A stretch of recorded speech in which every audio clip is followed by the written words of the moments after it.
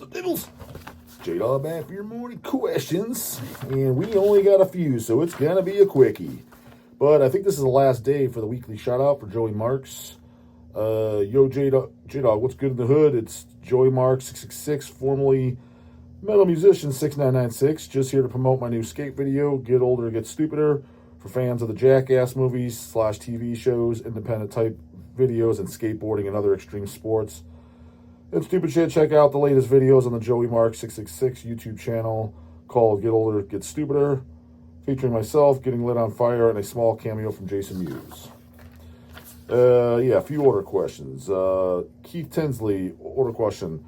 Dog, out of the first 3 Cyclone albums, not Cyclone B, which is the best? I say Disintegrate, Killer album. If you don't like that, you're out of your gourd. Hails from a daily watcher. I don't even know if I can listen to that one. To be full transparency, I'm not a big fan of any of it. Cyclone, the only one I heard was the debut, which is the World of Worms, right? I heard that because I saw them live. I forget what they were. And I will say this, I was impressed live. I remember them being really good live. And then the album, it's like, I kind of like it, but I kind of don't. The cover is absolutely terrible. That was around that time where a lot of the quote-unquote death metal bands, obviously exceptions to the rule, but especially bands that are getting popular, it's like, why are you using these covers? Granted, bands like Vader and stuff, Vader was kind of always in that category, with the exception of De Profundis.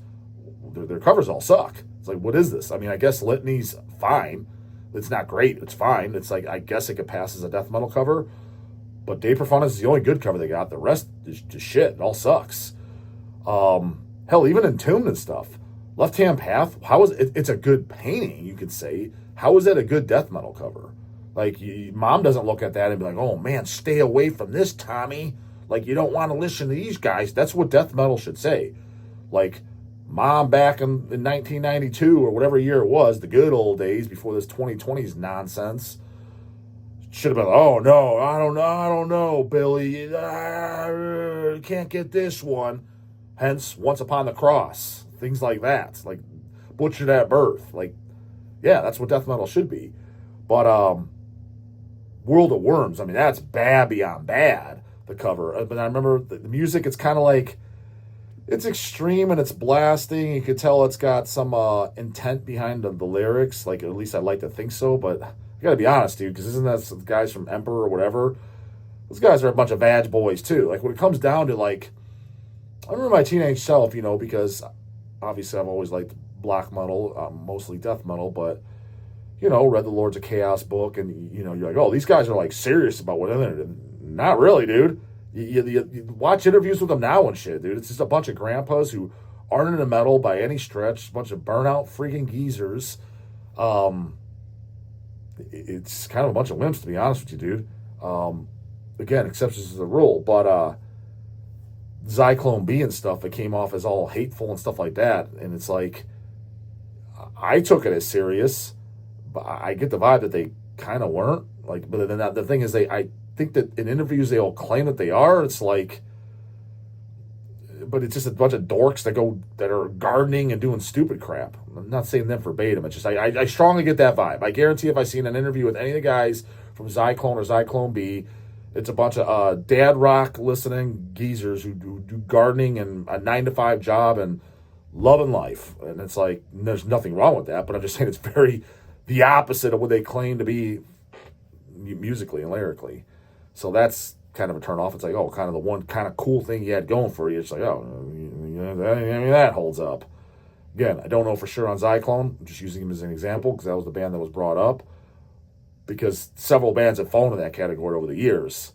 When you finally get to either meet the guys, talk to the guys, or watch interviews, you're like, oh, talk about a lit down. AKA Behemoth. There's an example. That was one of them for me. Nergal. It just comes off as this dork. You know what I mean? You're like, oh, this is the guy that was behind Antichrist Phenomenon, songs like that with the opening intro on the Philema Point 6, and just Satanica sounded super extreme and hateful, and it sounded like he actually had some oomph to him, like in his actual personal beliefs. And it's like, if he does, it sure don't show when he's talking on camera. That's for damn sure. I just saw some Rammstein listening and freaking nerd. That's why I very good possibility that Cyclone falls in that category. Anyways, World of Worms, kind of good, but it's super commercialized. That was the time too. All the bands really overpolished, more triggers than a gun show. Just it was becoming an America's Got Talent show back then. What do you mean America's Got Talent, dog? Where bands were being rated and being considered a good band or not based on how talented they were, how hard their stuff was to play. Now, granted, that nerd shit still exists. That's why when I say certain stuff, the Tish is the best, I'm not talking about songwriting. I'm not talking about how hard it is to play. Some of you guys, you nerds, go by that. That is not a real metalist. If you like shit because it's hard to play and, oh, man, listen to these, and I can't even believe he could do that, and that's the reason you like it, you're not a real metalist. That's not even a real music fan. That's a real musician who's talented, but that's not like, you don't put on Black Sabbath and be like, oh, man, I like that song because, geez, you see what Geezer's doing? No, it's like, was it a good, memorable song that stuck with you or not? That's the way music's supposed to be. And a lot of it's the most simplistic stuff under the sun. So, the World of Worms is falling in that category too. More America's Got Talents, although a part of me does kind of like it. But it's just, I don't own it, so if that says anything. The album, literally, you look at it, you're like, what is this, Fear Factory freaking type of music? That's what I would have thought if I didn't know any better. And then even Cyclone B, obviously the whole image of that and stuff, it's fitting, it's good, but it's background blasting extreme black metal that goes vroom, vroom. When it's over, talking to Tommy, hey man, what did you think of track 2? You're like, I just remember,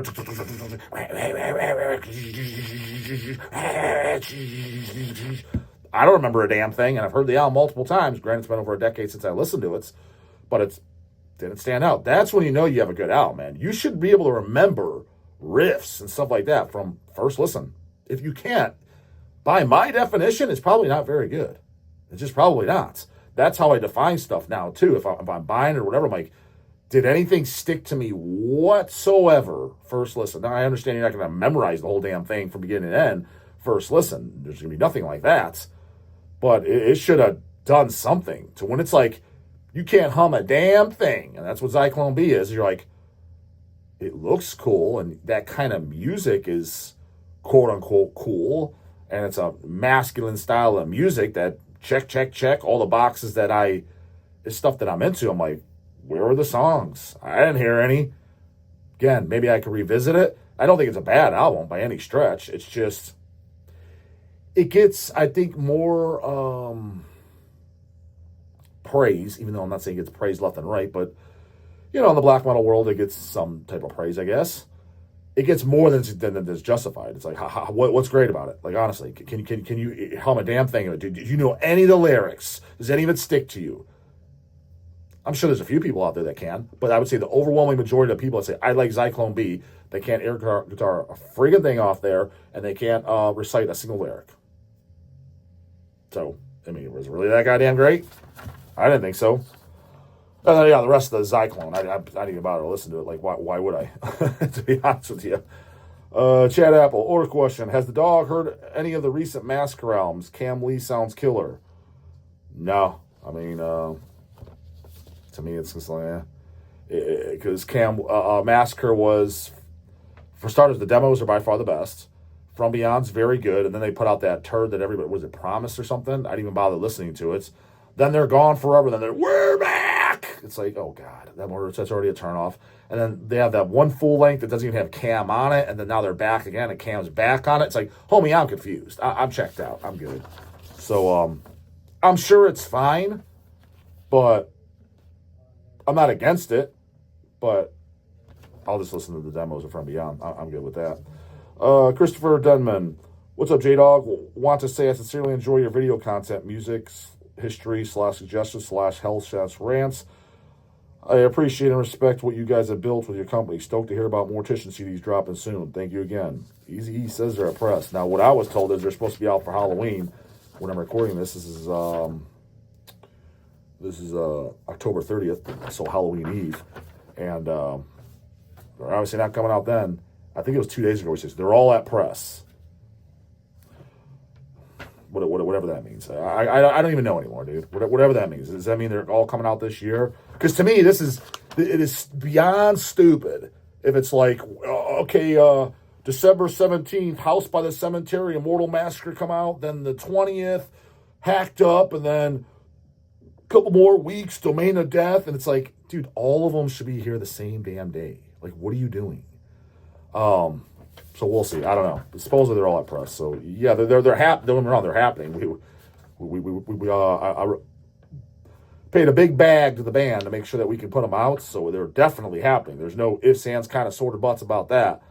But it's like, I don't know. I'm just saying. 2 more quickies, it looks like. Man, we're ending this vid. And we're out. Dogs on strike, homeboys. Get those questions in. Sabin Chidester. Question for J-Dog. With Dying Fetus to play a first 3-album set at MDF, what songs, if you decide to watch them, I will. Assuming I definitely go. The only way I won't go to Maryland is if, I'll probably definitely go.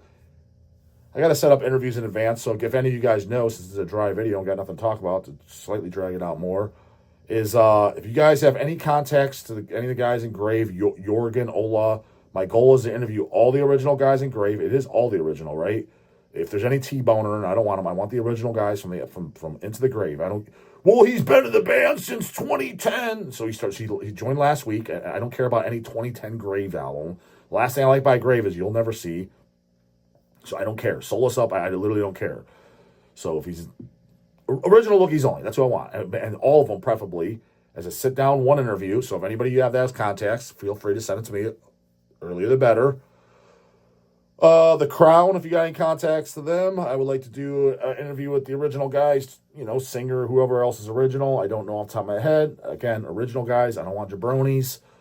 God Dethrone, I want Henry, and only Henry.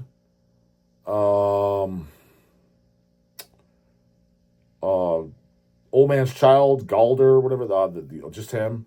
I don't need hoagies from them. I'd like to interview somebody. Any of you have his contact. So if I get definites, times, and locations, then that means I'm definitely going for interviews. But there's a pretty decent chance I'll be going, even if nobody replies, because Lindsay kind of likes going to Maryland as a hangout. Help vending and just hanging out, and there is bands I'd like to watch. Honestly, the main bands I'd want to watch is all the ones I just said, all them and the Dying Fetus. Outside that, there might be 1 or 2 other bands. Melting Rot's playing, so I'll watch them, so that'll be cool. It's the first time they're playing Maryland Deathfest, and the new album will be out by then, too, just so you know, because I think we're sending it in.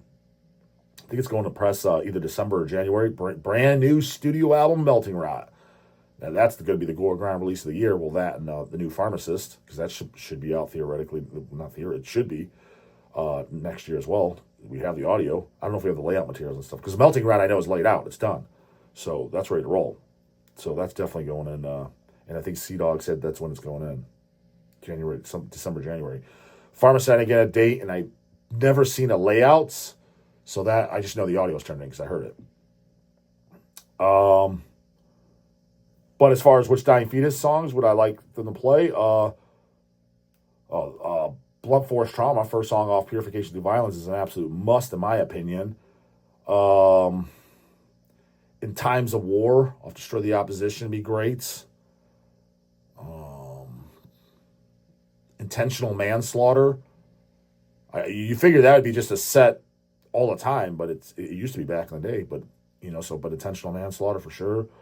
Probably a title track, Killing on Adrenaline.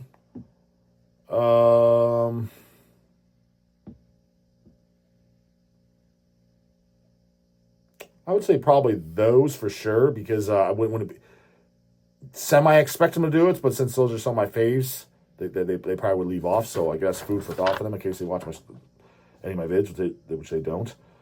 Would you also try to get another interview with ex-Dog Ducker John Gallagher? No. Well, yes and no. No, it's not one I would pursue, because realistically, it's like I kind of blew my load, and also it's kind of like I don't like to like kind of like bug the big boys. You know what I mean? Or I don't really like to bug anyone, big boys or not. It's like you got the interview. It's like that's it. You need to keep asking. Like Because, hell, even like, the Kill the Posers podcast, he asked me a couple times ago. I was like, I went on, like, what do you want me to talk about, man? I was like, there's kind of really nothing to talk about. I was like, I'm not trying to be a dick. I was just, I got nothing to talk about. I mean, because honestly, what they're interested in talking about is, hey, what do you think about posers, and what do you think of this Gore band, and hey, dog, check out this band. It's kind of stuff I have no interest in talking about. It's like we kind of already went over that, and I mean, you know what I like. I mean, all the shit I like, it hasn't changed since the videos you watched and since you met me. So there's kind of like nothing to say. So I put myself in the same status. It's kind of like, did the interview with Gallagher. It's kind of like, all right, you asked all your questions. I got nothing else to say, man.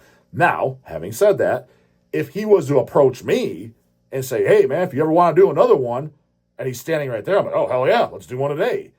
I would definitely do it, but I would not go and ask him. That applies to pretty much most of that. It goes to even like a Scott from Repulsion. Same thing. I wouldn't bug him again. It's kind of like, I put myself in their shoes. The same thing. It's kind of like, I already did it. I got nothing else. I answered all your questions. I got nothing else to add. It's not being a dick. It's just kind of like, you better have some damn juicy stuff to ask. Otherwise, I got nothing to talk about. So yeah, and I get that 100%. So that's why I wouldn't ask and never have. But yeah, again, if any of those guys came up to me, yes, I would do it again. But there's no way in hell that's happening. So last one, Justin Gibbons. Hey, J-Dog, has Hells ever looked at repressing any mentors? That man metal bra. I talked about that on a previous episode, so watch my back catalog. I mean, I guess it's possible. First time especially is probably a good idea business-wise. I'm not a huge mentors fan by any stretch of definition, but it's respectable stuff. I'd be willing to put it out. I don't know who owns it. I don't know who has a contact to them. And we did the Mentors Necrodrunk 7-inch, so I don't know how C-Dog scored that. He set that up. I don't know if that was just through Dylan from Head Split being a Necrodrunks. If he set up, I don't know. I wasn't on that email thread. But yeah, even if you have a Mentors contact, you gotta understand, well, does a big label own it? Like whatever label put that out back in the day, do they own it? In which case the Mentors have zero say.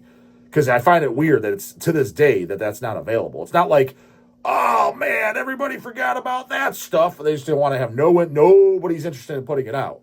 Usually in scenarios like that, some albums of that classic territory, somebody's holding the game up. Meaning somebody owns it and nobody can get a hold of them, or they're hard to work with, or they want $30,000 like Necropolis, some stupid shit. That's usually the scenario why things don't happen. So it's up to them. Whoever has ownership and it's within reason, I'm not against it. I mean, I'm not going to be doing backflips to do it because, again, I'm not a super fan of them by no means, but I'm sure I know lots of people are, and it's a respectable title, so I wouldn't mind adding to the Hells roster. Sure, I'd be up for it. Set up my wife, and then I'll just, honestly, I'm not even going to handle it. I'm just going to forward to C-Dog. But if you're interested, set this up.